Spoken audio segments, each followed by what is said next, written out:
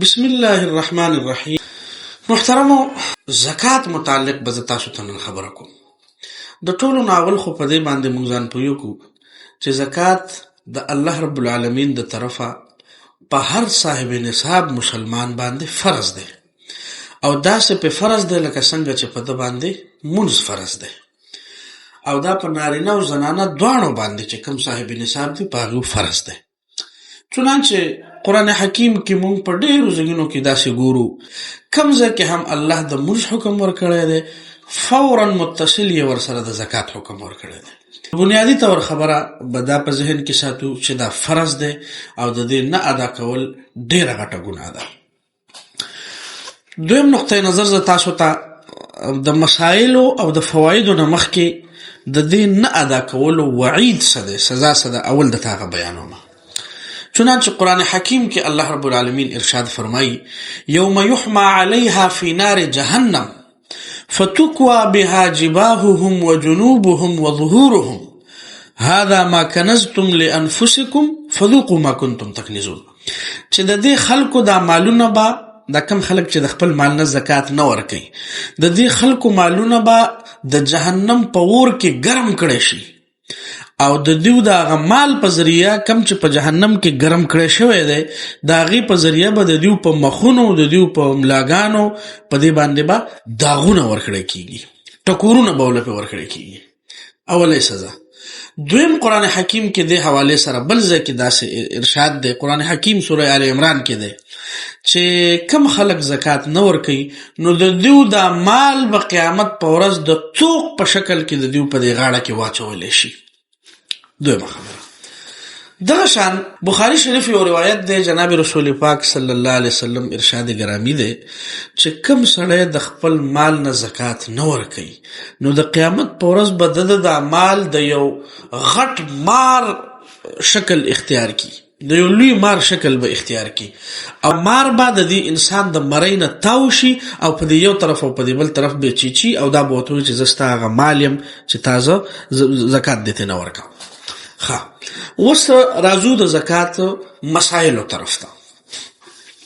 په کم کم سیزونو باندې زکات لازم دی په مالونو کې، او په کمو کمو سیزونو باندې نه دی لازم. نو دې حواله سما یو نقشه تیار کړې ده، زه تاسو ته هغه ښیم. بنیادی طور د ټولو نه اول چې په کم سیز باندې په مالونو کې په اولی سیز باندې زکات واجبېږي، په انسان فرض کیږي، هغه سونه ده چې د کم انسان سره 1.5 تولې سره موجود دي، که نر دی او که ښځه ده، نو په د باندې زکات واجب شو، په د زکات فرض شو.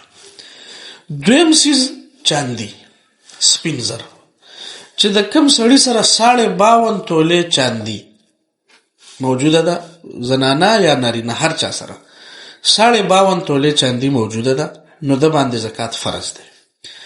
دریم چې کم سړی سره نقدی موجوده ده، کیش نقد مال وسره ده، چې د هغه نقد مال چې کم حساب ده هغه یا 7.5 تولې سونې ته رسي یا 52 تولې چاندي ته رسي. خو دا مسله چې ده 52 تولې چاندي دا لږه تفصیلي ده، په دې پوه کوم.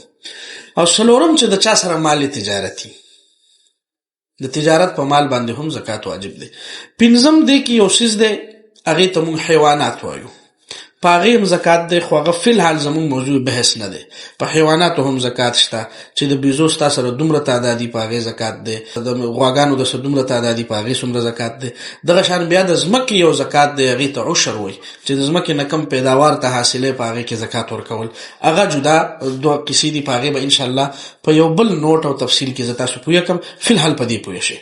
نو بنیادي طور 4 څیزونه شو چې په هغې باندې زکات فرض دی. نمبر 1 سونا، نمبر 2 چاندی، نمبر 3 کیش نقدی مال، کا هغه تاسو په جیب کې پروتي، که په کور کې پروتي، که په بانک کې پروتي، که هر ځای کې پروتي، خو چې پیسې درته نقدي.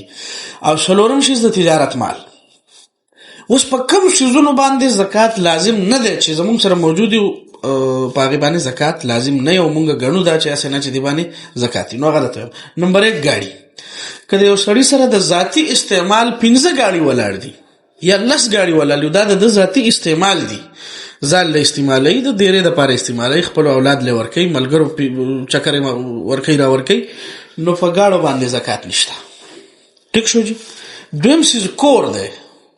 که د ده سره 5 کورونه دي، په یو کور کې دا اوسېږي، بل کور ته چېرته په کال کې یو میاشت لځي، او بل کور داسې دی چې هغه صرف د ملګرو دپاره یو حویلي جوړه کړې د ځي راځي ورته، نو په داسې کور باندې هم زکات نشته.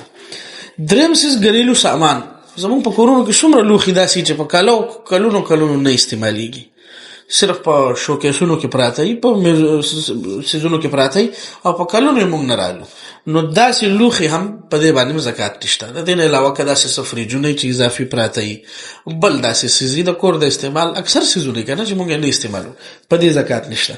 او دې نه علاوه هغه پلاټ چې تا د خپل استعمال دپاره د ځان سره ایښی، تجارت دپاره نه، د استعمال دپاره یو پلاټ دی چې تا په دې نیت ځان سره ایښی دی چې دا به زما د دې پلان کې زوی یا به د دې یا د دې ډېر د دې چې څه صورت هم جوړېدی شي، نو دا هم په دې هم زکات نشته. خو اوس په دې خبره ځان پوه کړه چې کوم سړي سره ګاډی دی او دا ګاډی اخلي او خرڅوي، دته کاروبار جوړ کړی دی، په دې بیا زکات شته. دغه شان یو سړی د کورونو کار کوي، د پراپرټۍ کار کوي، یو کور اخلي او بل خرڅوي، یو اخلي او بل خرڅوي، دوه اخلي، هغه کال پس خرڅوي، یو نیم کال پس خرڅوي، میاشت پس خرڅوي، چې کله د دغه کو لګي، نو بیا په دې سيزونو زکات شته. ګوره چې د دې سيزونو نه خپل کاروبار جوړ کی، بیا په دې زکات شته. دغه شان دې سره وځي یو اضافه بل وکم چې تاسو ته نور آسان شي. موبایل نن سبا 15 لک 10 لک روپۍ باندې مثلا کرنٹ ریټ د آیفون 17 پرو میکس 10 لک دی، او سامسنګ ګلیکسي S25 الټرا 15 لک دی آس پاس.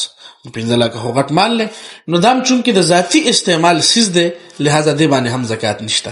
خو دې باره کې د طبيعه دا وایم چې چرته د کاروبار په نیت والي، نو بیا دا حکم نه دی، بیا به دا زکات دی.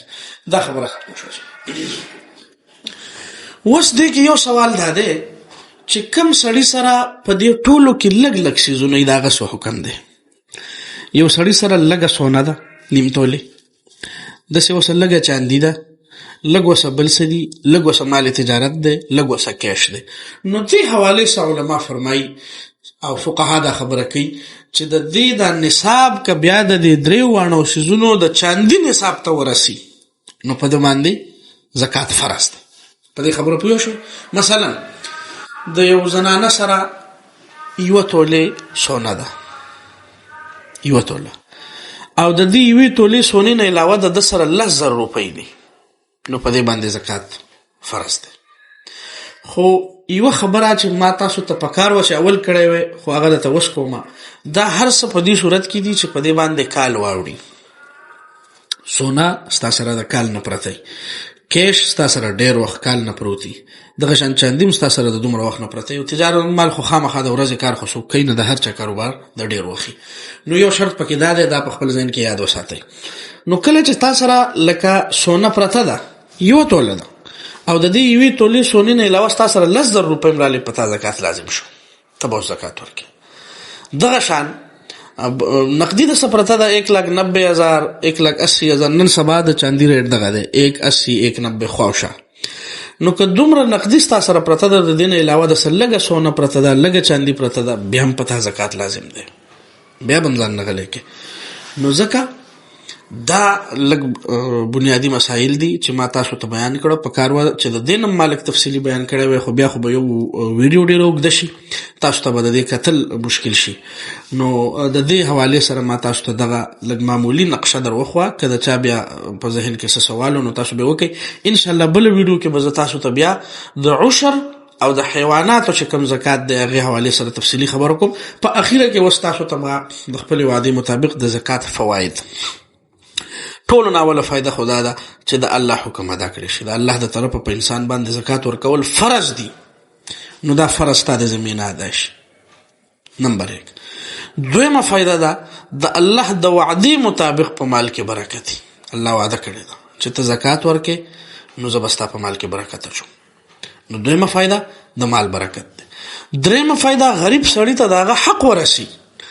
زمون څومره خلک داسې دي چې زکاتونه نه ورکوي، نو غریب ته دغه حق ورسي.